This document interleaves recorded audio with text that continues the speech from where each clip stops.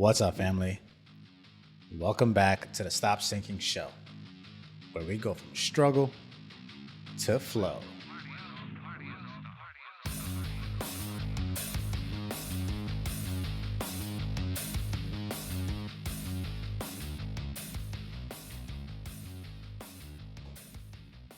I just talked about optimizing for joy a couple weeks ago. So I guess joy is on the mind.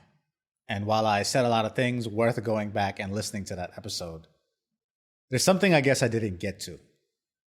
Not just in that episode, but in my own understanding of joy that has kept me continuing to search for it. I literally mean search for it. Like I almost Googled how to find joy in things. Because I realized I put myself in this mundane life for so long. Like I eat the same thing every day. I don't really snack.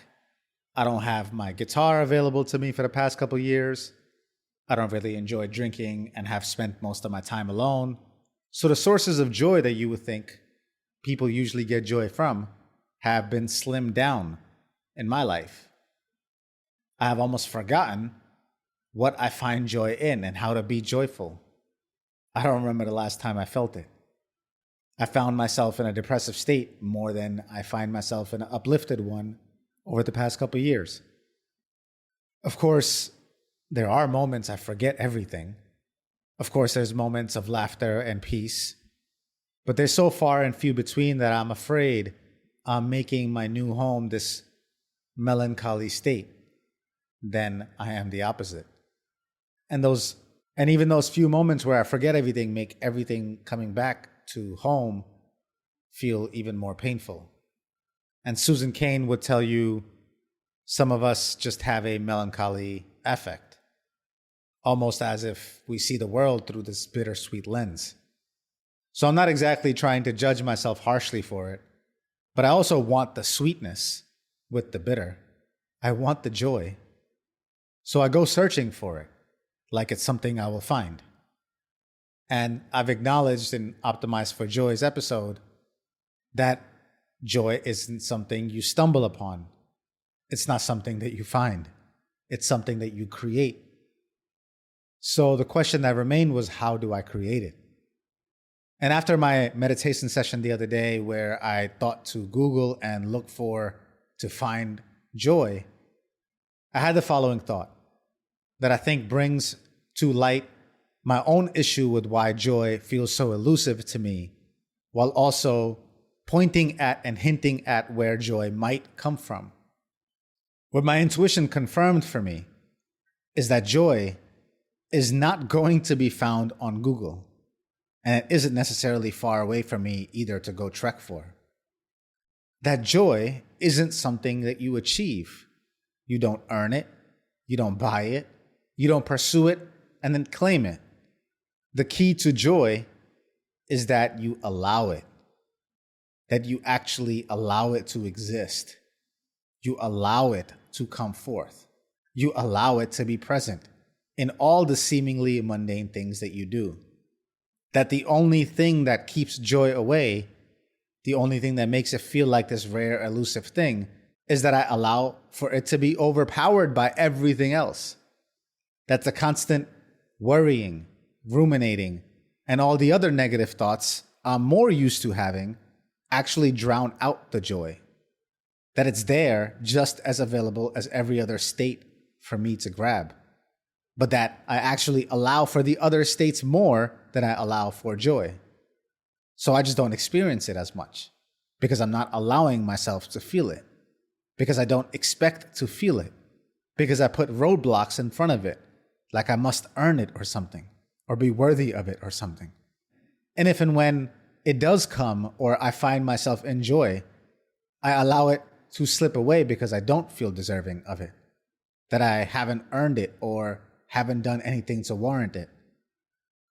So that's really it. This whole time, I'm thinking I need to go find joy, while joy is right there in front of me, and the noise of everything else shoved to the back, waving its hand like, I'm here. Hello, can you see me? I got so many things I want to tell you. So many things to show you. So many things you can see through my eyes. But there I am, distracted, distraught, disillusioned, and in despair. Not because I'm not one of the chosen special ones that get to live a joyful life or not, but all because I refuse to allow it to come forth. I refuse to let it pass through that noise and give it the honor of standing with me, simply because I don't allow it. And so if you were to take this prescriptively, where I can offer guidance so that you may also be joyful, and to that I only have gotten so far as to reiterate, allow it. Like literally, give it permission that it is okay for it to be seen, to be heard, to be seen from. Just like you allow all the other emotions that are not so nice. Nothing happens without your permission.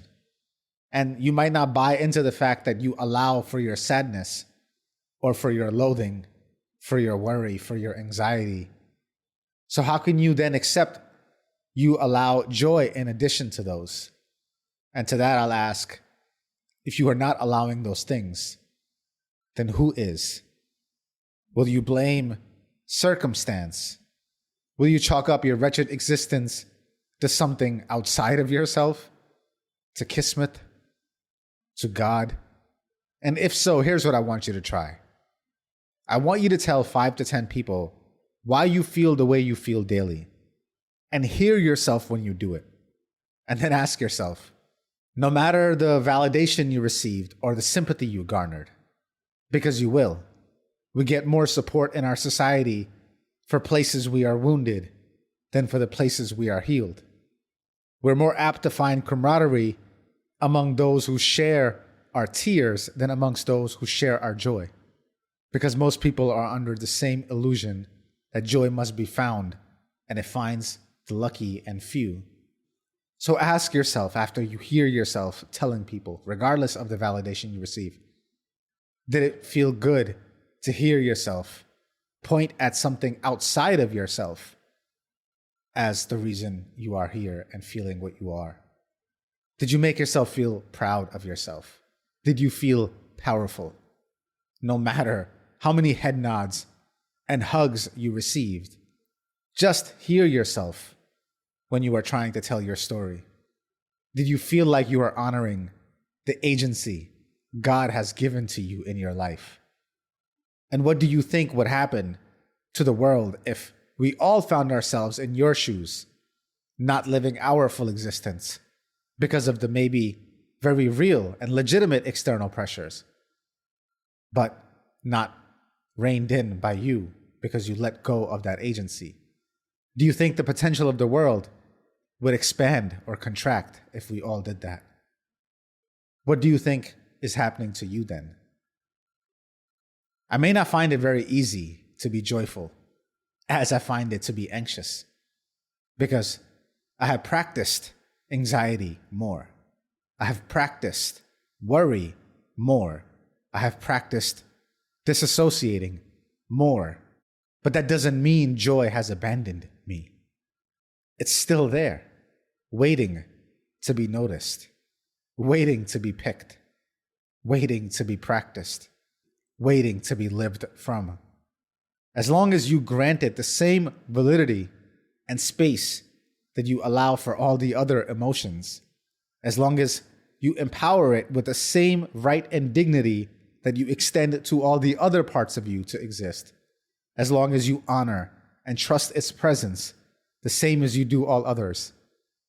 Why does joy have to jump over hoops and perform a triple backflip through obstacle courses to earn your favor and your attention, while you let worry and fear engulf and embody your entire being the second they speak up?